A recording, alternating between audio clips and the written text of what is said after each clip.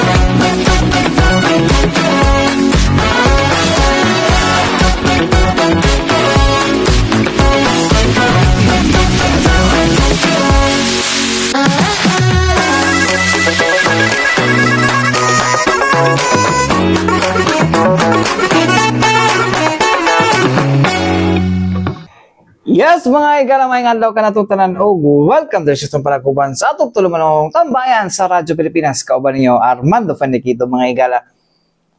Yes, mga igala, no? 1 week na after sa linog.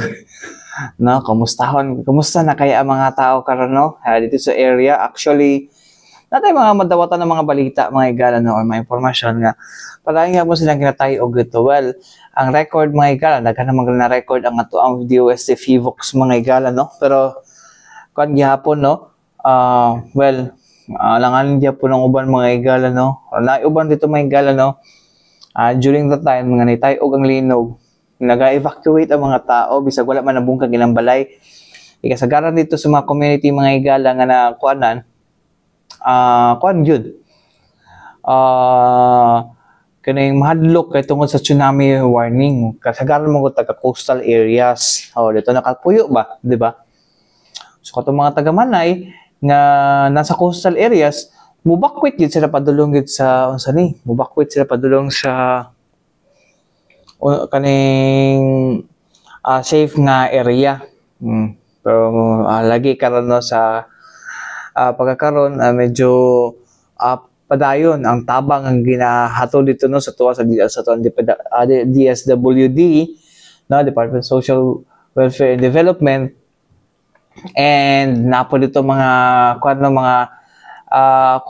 tabang pud no sa to mga takatawhan, mga igala, no, sa to mga private sector, no, o guban pa, no. So anyways, mga katambayan, daghan gid no sa line station, of course paminaw tag line station ay no, may issue dito sa, I think, sa Caraga ba to? Or sa, silingan lang yapon sa Manay, mga igala, no, nga, ugay daw kay gipanghatag daw ko ng mga relief goods daw. Umot sa Manay ba to? Or sa Caraga? Hoy! Di mo na i-media nila nga konsihal? Sa, kung Caraga, ha? Di ba na i-media dyan nga konsihal nga dating media? Why? Hello, Mr. Counselor. Ano ba ginagawa natin dyan? No? Ang nitira sa inyo, ha? Dati po ninyong kauban. No? Oh, abi ba na ako di ba naikon dara konsehal dara nga kuan. Oh, ngayon didugay man daw kayo, di ba ningon na ba ito si RD kon ba may gala Ruelo Aradanas no. Na dapat ipanghatag na ninyo. Oh, unya ipanghatag ninyo sa mga nanginahanglan. Oh, ano naunsa mahinuon nga di na. Nako. No? Dihat, gikon na sa inyo, kay kakamo ang nakabalo kung asang mas naapektuhan. Tapos pag may bawaan, mo pa lagi panghatag. Naku, ang mga tao dira karon no, si inyo ang pagkabalo no, wala kung kan gani kay opisyal naman ang tato media kabalo siya on sa mga flights sa to ang mga makita niya to napasa trabaho sa mga flights sa to ang mga kuan no, sa to ang mga displaced families mga igala no, ang kadesperado para makakuha og relief. Tapos kung man reaction dili man lang makaduso, mag-iba talaga. Mag-iiba talaga ang ano. Mag-iiba talaga ang ugali kapag nasa posisyon. Anyways, mga igala, ihatag na ninyo in town, hoy. No? Maluway mo, ihatag na taon na ninyo sa mga katauhan. Saan naman taon mo, eh? So, anong bulon may perminti kaya national government, kihinay daw kayo ang response. Pag man, ang national government, at naki-coordinate na dahil sa local government unit. No? Last part, kay, kamo, klaseng LGU, dapat proactive. Mura karoon pa na igoog ka ng kalamidad diha. No? Ang but lang yun, no? Pero bitaw ay mga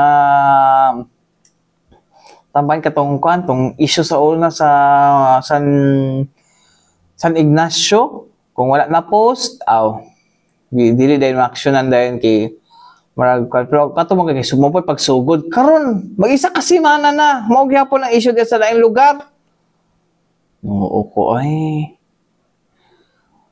Kaya meeting pa daw. Mo to dungog sa ilahang kalatag meeting pa daw. Pero mapanlingaw ko dapat gani ang first responder gani kay ang first responder dapat kay ang LGU. Niya musunod na follow up lang na si national government. No? Pero noon sa pagkaunsa. Ay nako. Anyways, may higala no, katapong control no. Dagandagan po mga eskwelahan karon mga higala nga damage no mo tong gikon kagahapon ipadungog na to gahapon sa tong programa kagahapon adlaw no kawan si Sir Dodong Atilio mga higala yung ipabalo no nga nasa 918 ang mga nakuan ang mga eskwelahan nga apektado no. Anyways, may higala padayon natong paminaw no kung unsa pagid ang epekto ani ini no sa tuang kuan karon kay ang ubang mga private schools there's Davao City padayon gyapon sila sa kuan wala pa gyapon sila face to face class nara sila sa online.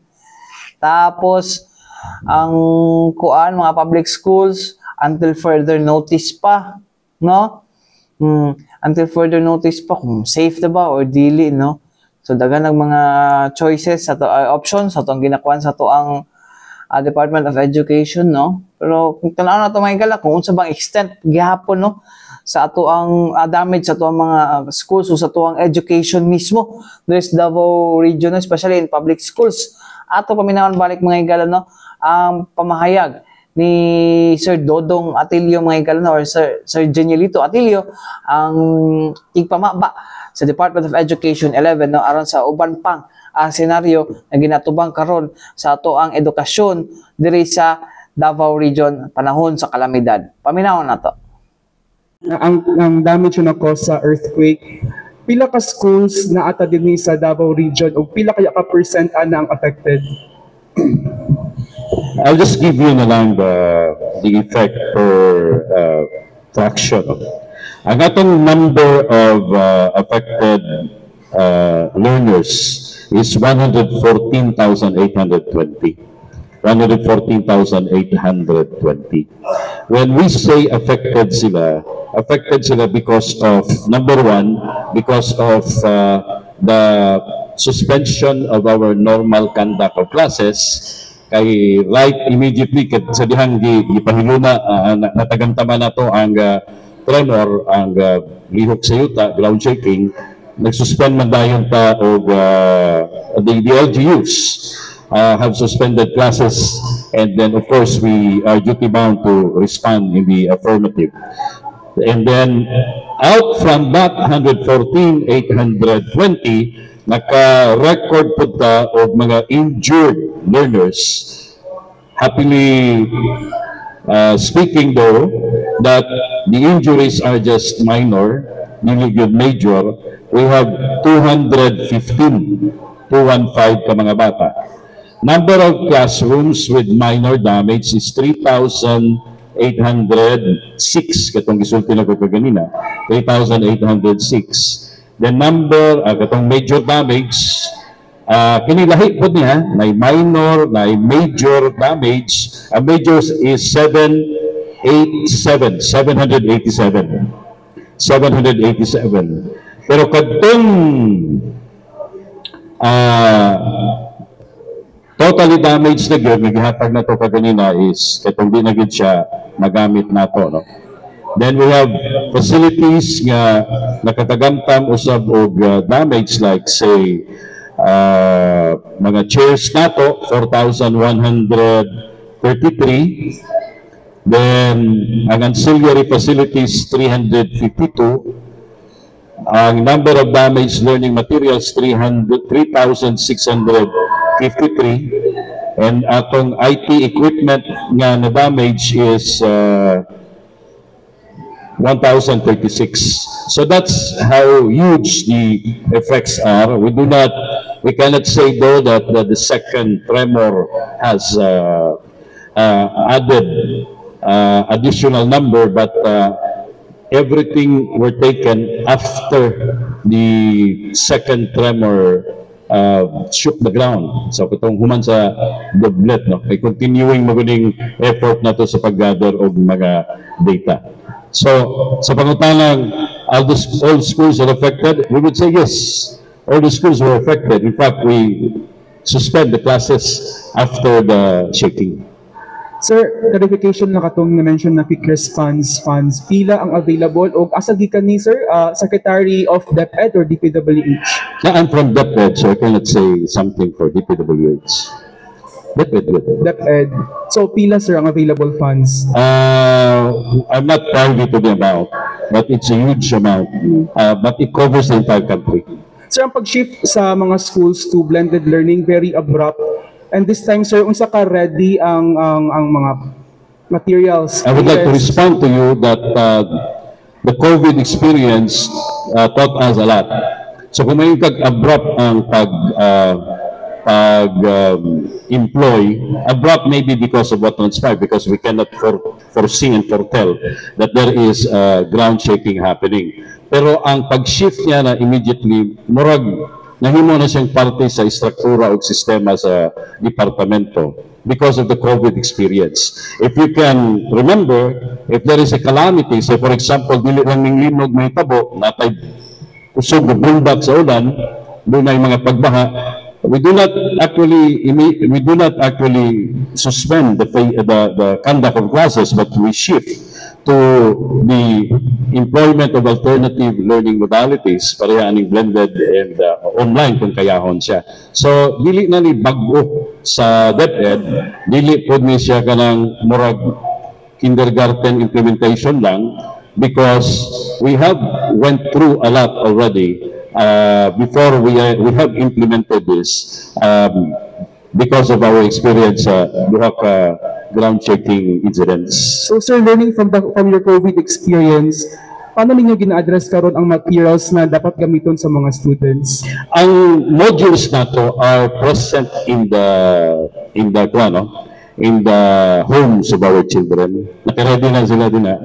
So manang every time doon ay giingong calamity, we just through the GCs or through whatever means that they can communicate their information, the teachers will give the lessons to our children, ug natay mga performance tasks na ginahatag sa mga bata, which ginapangayo po namo pagbalik nila sa ato ang mga klase. So, magpadayon ng klase, dili gid siya mabalda. Sir, clarification lang atong ongoing inspection. Kanusang deadline na giset or na-by deadline para mahuman ang inspection sa mga buildings? Well, the team can really determine as to when, but ang prayer namo is kung mahimo lang na tapos na siya the soonest possible time. Like say for example, I'll give you, Davao City is planning sana to resume today, October 15, but because wala pa gid ma-cover tanan, unya kinahanglan namang i-sure tanan, we have to continue on with the implementation of alternative learning modalities. So, double salute man po sa atong tulo ka mga teams nga naglibot suhoy karon sa mga tulungan. They are really trying their best to speed up and double time. Pero dayo-dayo na yun ang mga eskwelahan din, and then dili man po ingon nga easy ang ilang task because they really have to be quadruple sure na once they declare na okay, good. Because lives and limbs are dependent on their recommendation or the decision na okay ang kahintang sa eskwelahan. Dili gid ni kanang responding lang sa deadline. They have to be very doubly sure. That's why we would like to commend the Department of Education would like to commend the efforts of our engineers who are now conducting the evaluation of our buildings, whether they are from DPWH, whether they're from the LGUs, or whether they're from the Department of Education itself, because their task is monstrous and gargantuan, and their task is not simple. It's quite serious. It is very, very serious actually, because lives and limbs are dependent. Sir, one last, katong gi-mention nimo na mga na-damage na mga buildings, mga materials, na ba'y estimated cost? Wala pa. Ongoing pa rin ito ang kwan. Ongoing pa ito ang tawagan kining evaluation as we speak nga ni even. But if I'm not mistaken, ang usa ka classroom more or less amounts to 3 million. Kung sa web, ha? So mga katambayan, no, ang pahayag Mr. Dodong Atilio, mga higala, mawala mo nga kasi una ko nagyapon ba ako hubog yapon mga higala. Hubog yapon ko to kasi on yun, no? Grabe uso kayo ang kaling ko din influenza like illness kal mga higala sa mas sipon, no? So di makaya di makaya kung kuan, no, di makaya ang di makaya ang parang tulog-tulog lang. Grabe subot to sa Tarragona gutong Lunes, good, no? So anyways, mga higala, hopefully no makabalik na gyud ato mga estudyante, no. Pwede tuyo apod, no. So dili sala sa mga estudyante nganong mingon mga hay pero na medical isa ka university dira sa Matina, no. Nabalik na sila sa klase. Dili katong nag-atik-atik nga kwan daw, earthquake proof. Earthquake proof ba to? Earthquake resilient. Mamutulahan kan sa pagtukod ana. Dili to sila. Katong nasa sulod mga higala nga tong kung asa ko nagtudlo sa una. So mao na mga higala, no. Nana sila yung mga klase, nananom yung mga estudyante katapok po dito. So balik normal na lang kinabuhi. Ang kwan pa lang uban na lang ginala sa Rojas, medyo online pa sila until next week, online gihapon, no. Aron siguro, no, nga safe na gid ang ilang kwan gid ilang mga gambalay, no. Hopefully gid makabalik gid sila na mga higala kay kwan ang uban gibingaw na sa baon, charing. Gibingaw na sa allowance. Bitaw mga higala ay. Pero, di mas kapo mo gulang ang learning mo nakasulod sa classroom. Lahi ra jud pag nakasulod sa classroom compared to naka sa online or naga-module ka. No, although may hangganan din kasi ang isolation mga higala no or naka sa balay ra perminti, makabagot. No?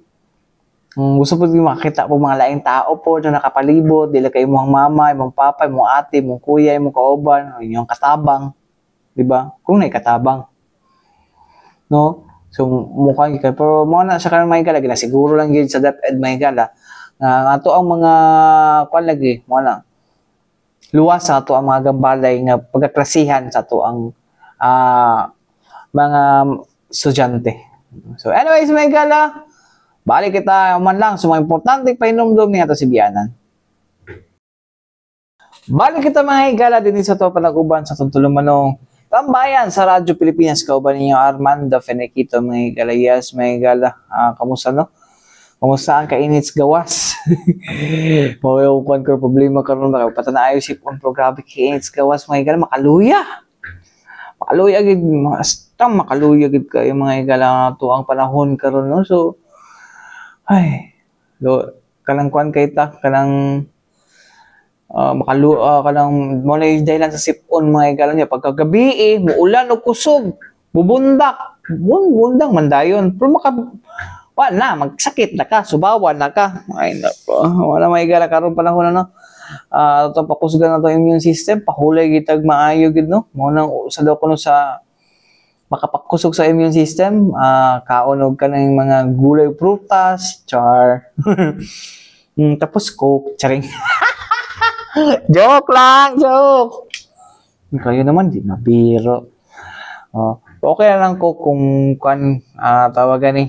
Okay lang ko kung nagluya ka. Okay, sugar man na. Mag-sugar rush ka pag inom mag-coke. No? Ito mga katambayan ay. Anyways, mga katambayan, hanggang adlaw giabrihan ng katong kwan no. Ako giadtuan ning kwan tawagan ni. Ay, so kining kita nga Tactical Survival and Arms Contacts Expo mga higala no, sa SMX Convention Center sa Maylanang mga higala. Tapos nalira mga higala no. Ang mga klase-klase mga baril, no? Klase-klase mga baril, no? Mga gibaligya dira mga higala. And isa pa lang mga higala, na mga discount ng mga baril dira. Actually mga higala, hantod Domingo pa ni. Hantod Domingo pa ni siya nga kuan. Domingo pa ni nga unsa ni? Hantod Domingo pa ni nga kining expo. Tapos dala-dala mga higala, dili naman siya kanang higala, naman po iba mga tactical equipment, no? Napod dira to mga kuan pod no, other kuan pod dira no, pwede ninyo mapalit no, na magamit for survival no, and tactics mo na siya mga higala no, isa sa mga kuan dira sa tuang expo mga higala. So kagahapon mga higala no, giabrihan nila, formal lang giabrihan mga higala no, kula sa si Senator Ronald de la Rosa mga higala ang nahimong guest speaker sa maong event.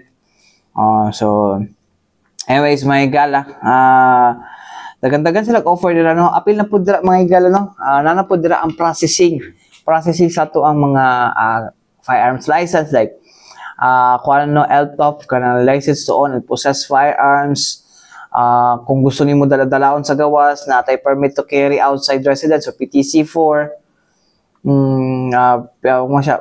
Permit to carry firearms outside residences or PTC4, no? Ambot lang kung mahantod mga kan ba to mga class, di ba? Kung pila ka katong kung or level ba nga license na imuhang i-kuan na mo si Sir James Kalay ang hawd ana kay kuan na siya, collector na siya og firearms no. Pubito ay sige tag kuan encourage ng kuan ay kanang sige tag encourage ng sige tag kanang kuan na maging responsible responsible gun holder mga higala. Pero so man responsible gun holder to sa mga ang mga patay dito dito ma-attribute sa mga illegal, no? So, unsa pa ikuan na ang luya na perminti kay ang mga mga license gun holders, di ba? Okay, sila nagtinarong, sila ang sunod sa patakaran. No? Dapat seryosoon dapat na sa to ang kapulisan po ng pagkuan no. Pag bukod alang mga mga sini. Although they are trying man kanang pagbukod ng mga kanang mga illegal firearms, no? Illegally possessed firearms, no? Possessed. Possess ba na possess kanang panag-iya og armas ba? Oh, sanig man ang mga illegal kay di man sila di man sila ma-trace dayon kay tungod wala man na rehistro ilang baril. Unfair. Luoy kayo, okay, sila perminti ang maigo. Ay nako. May galay, anyways may gala.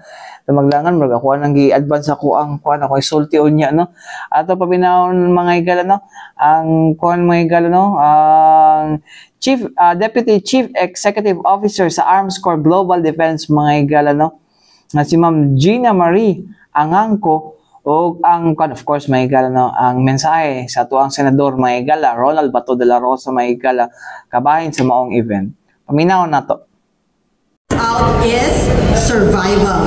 Kasi maraming tayong na-experience in the past few weeks na kailangan talaga yung survival.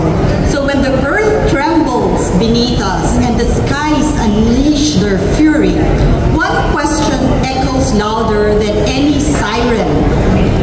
Ang tanong, are we truly prepared? In the past weeks, we've witnessed the raw power of nature. Earthquakes, typhoons growing fiercer, floods rising faster. These are not just headlines, they are wake-up calls. They remind us that in a country like ours, disaster doesn't send a calendar invite or knock on the door. They arrive unannounced and they demand readiness. So that's why we're here today. So welcome to the Tactical Survival and Arms Expo in vibrant Davao. As Malcolm X once said, the future belongs to those who prepare for it today. And today, we choose to prepare. We choose to equip ourselves, not just with tools and tactics, but with the mindset and resilience needed to face any challenge. So when you go through our shows today, you will see different booths to provide you with the things you need to prepare for survival.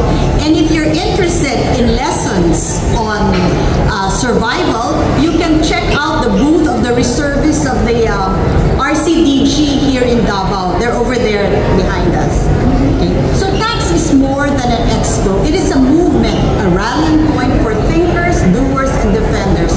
It's where readiness meets innovation. And where being prepared isn't just smart, it's tactical. In this hour, as my boss would always say, karapatan sa buhay, our right to life, which means the right to protect ourselves, our loved ones, our communities, and our property. It means standing strong in the face of uncertainty and turning fear into action.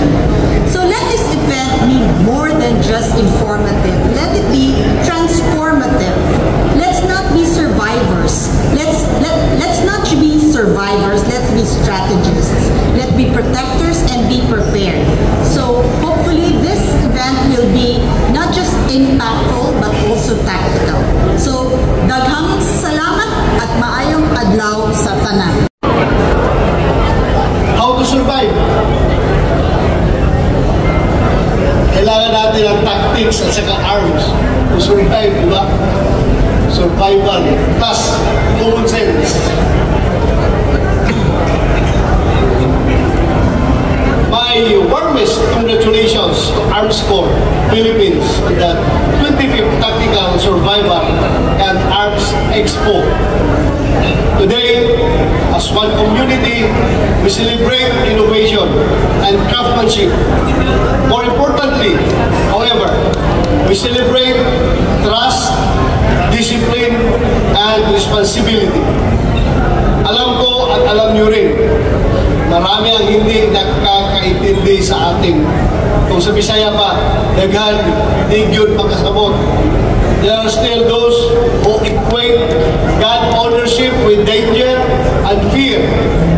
But of course, we only need to take one close look at this expo, at this huge community we have built.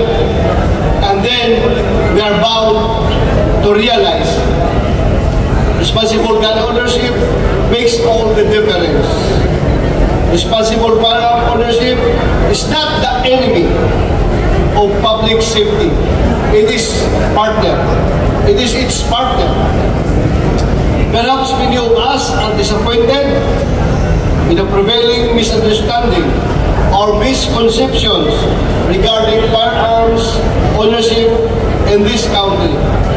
Lalo na dahil kamakailan lamang ay na-veto yung ating pinaghihirapang proposal na i-amend ang ating firearms law. Lalo na rin dahil nasa minority na tayo. Hindi na rin ako ang chairperson ng Committee on Public Order and Dangerous Drugs.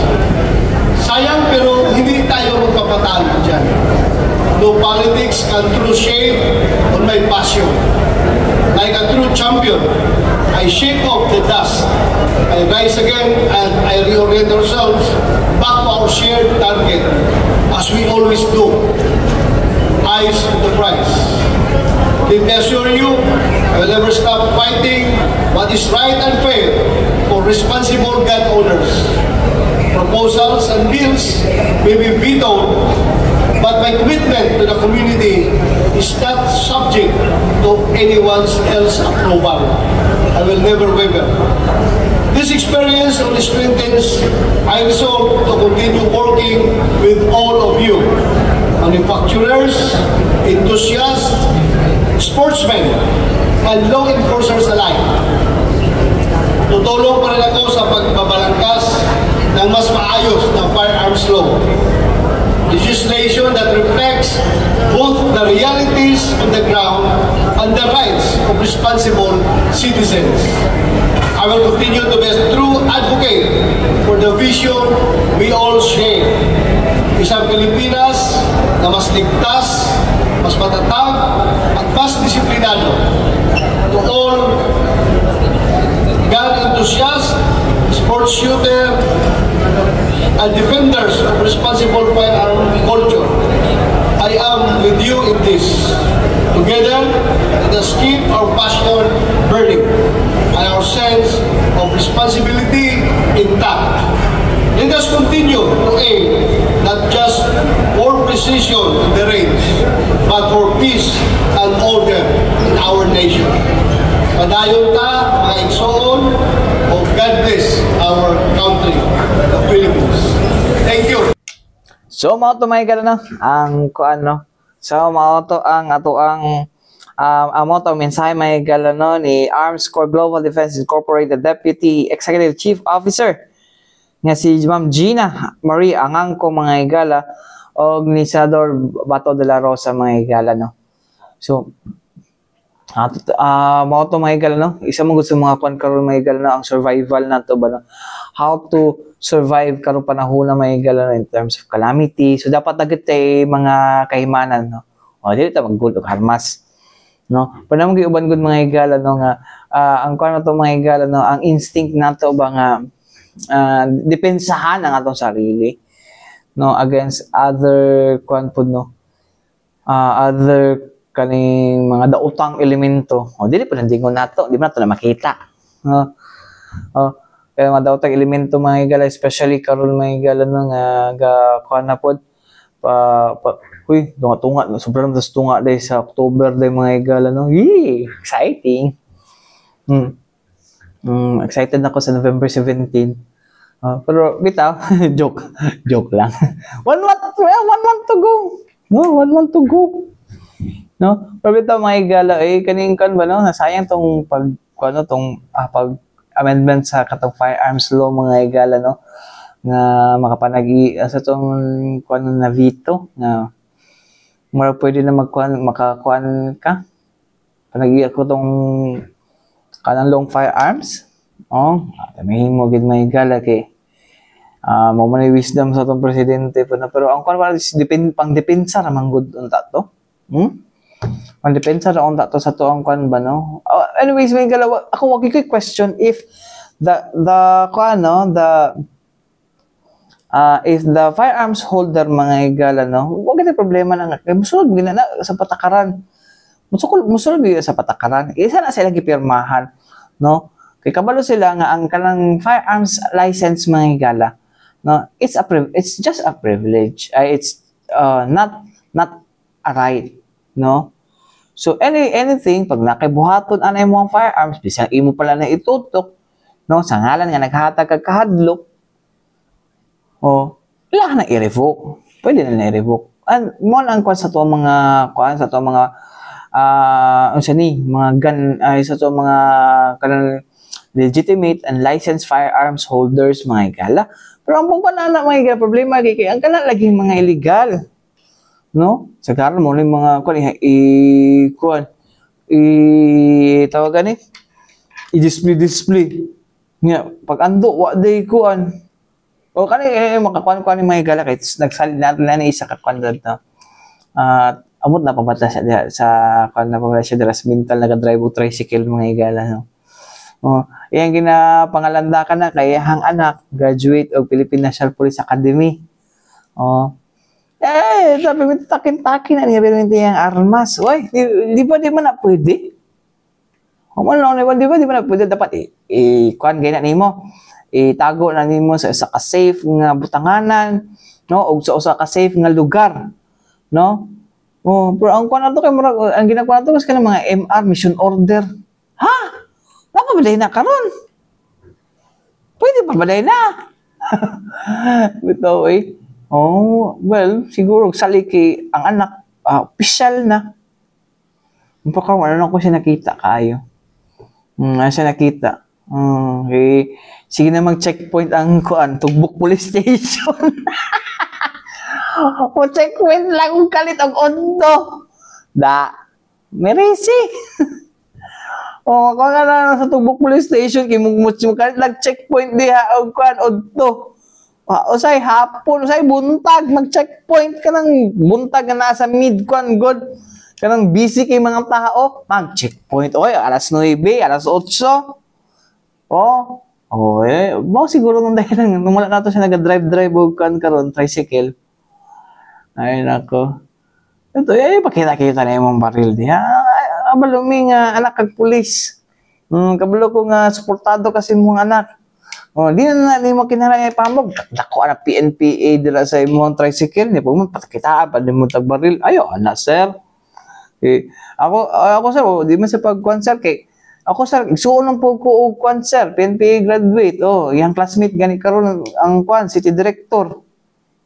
Ay po sir.